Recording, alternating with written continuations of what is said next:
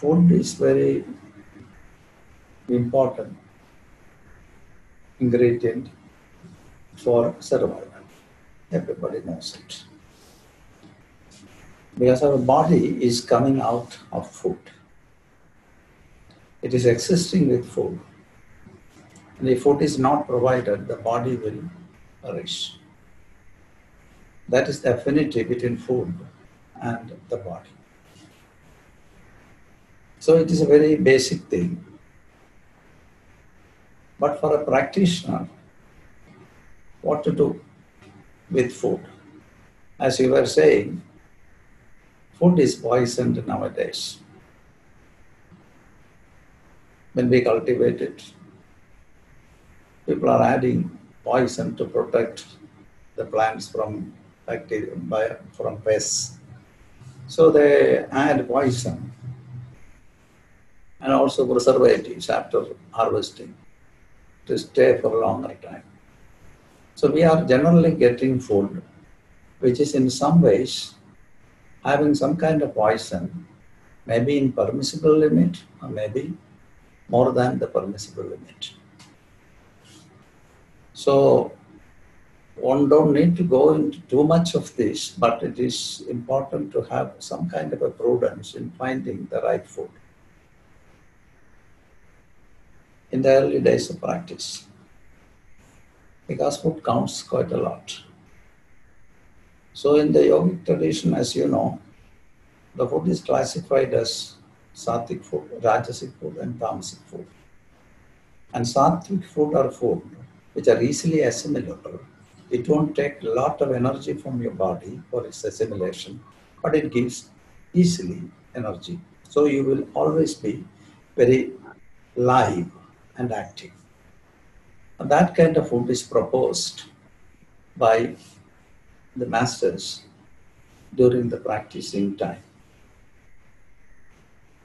And then you establish in your practice, you are developing to a level that none of these things are a botheration for you, because you have got into a stage whereby you are stabilized. You are mostly staying in the witness state. So whatever is coming to you at that state, you are not going to discriminate to find whether it is good or bad. Hunger is there. When the hunger comes, once in a while you get into hunger. And when the hunger comes, you look to the outside and food appears. For people like that, it is like that. There will be, because you will see the food.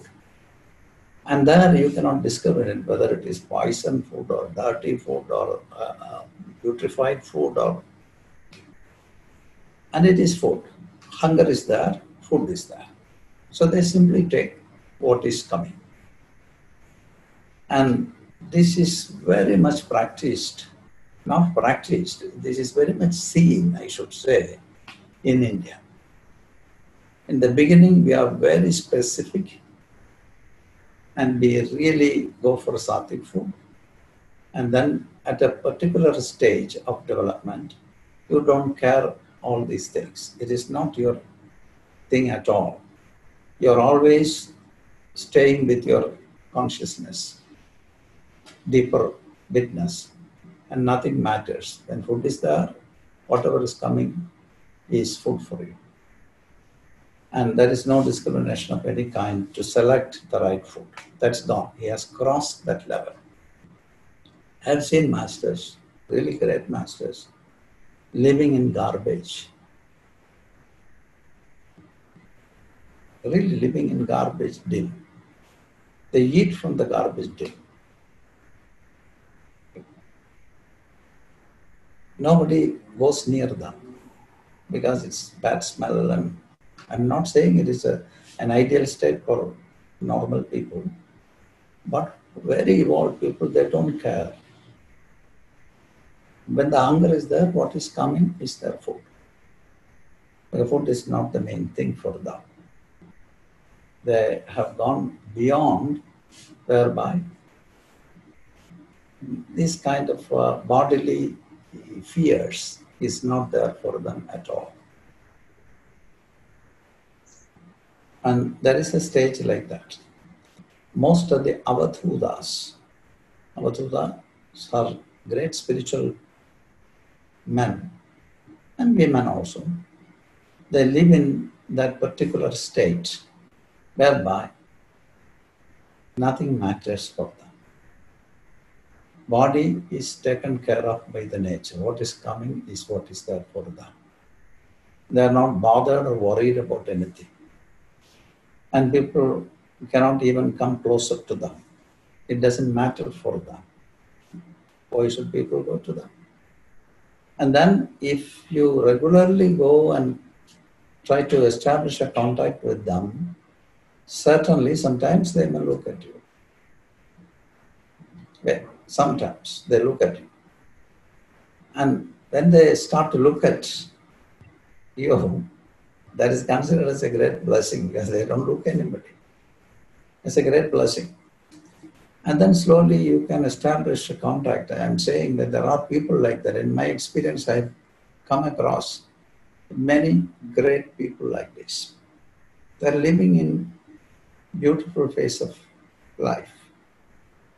Very affectionate, very loving. They live in dirty places, but the heart is completely open. And that is actually maybe in a way,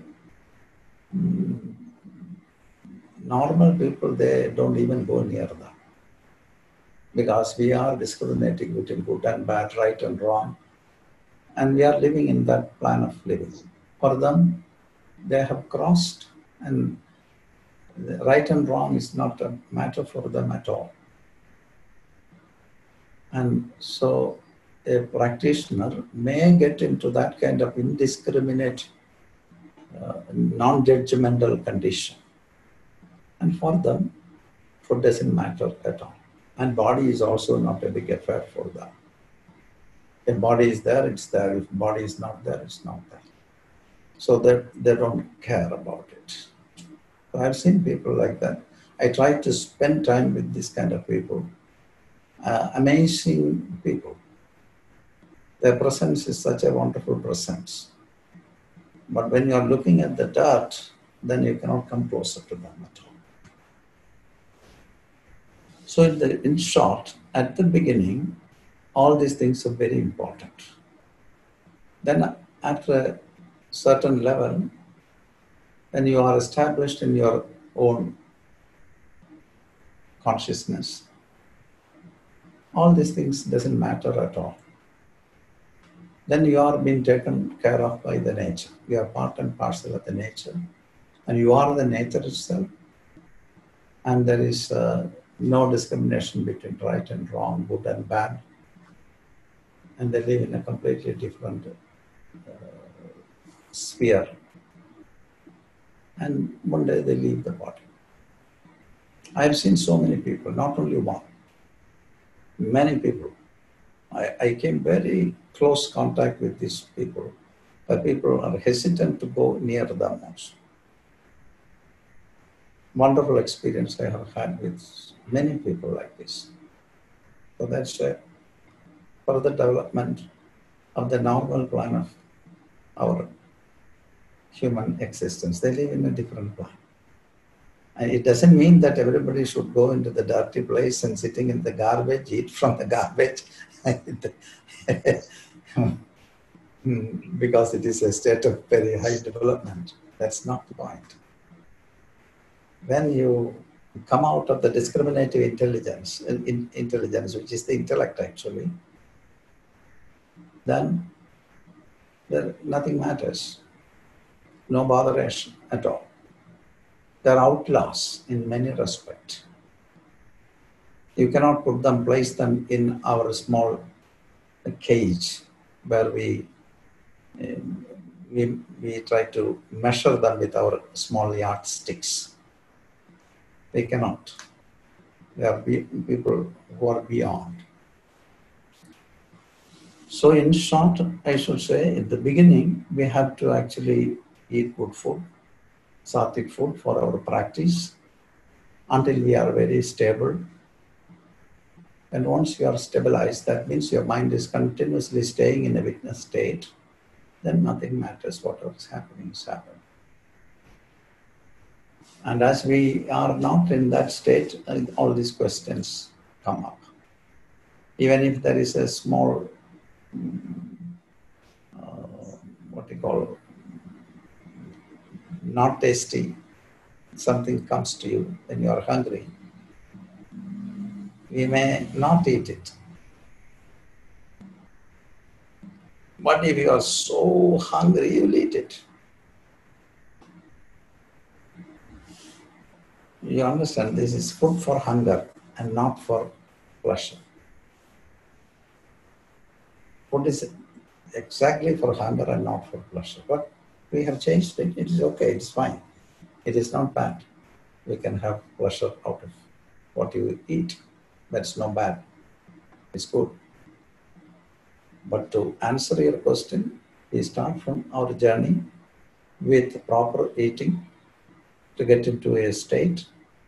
And when you are once established in your witnessing, nothing matters. You have crossed beyond the state of intellect, whereby you are not discriminating between right and wrong, good and bad. You are beyond. Whatever is happening is happening. You are free from all these kinds of limitations. Thank you.